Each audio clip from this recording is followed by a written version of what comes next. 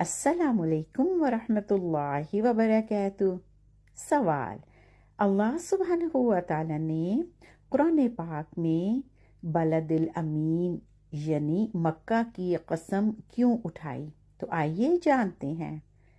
یوں تو بہت ساری چیزوں کی اللہ سبحانہ و تعالیٰ نے قرآن پاک میں قسمیں اٹھائیں، ان میں ایک قسم مکہ کی بھی اٹھائی۔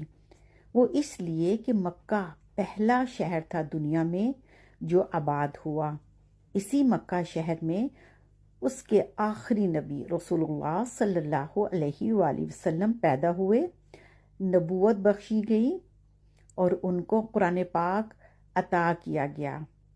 رسول اللہ صلی اللہ علیہ وآلہ وسلم سے جب ہم جڑ گئے تو اللہ سبحانہ و تعالیٰ سے جڑ گئے۔ دونوں سے جڑنے کے لیے ہمیں قرآن پاک کو سیکھنا اور سمجھنا ہے۔ شکریہ۔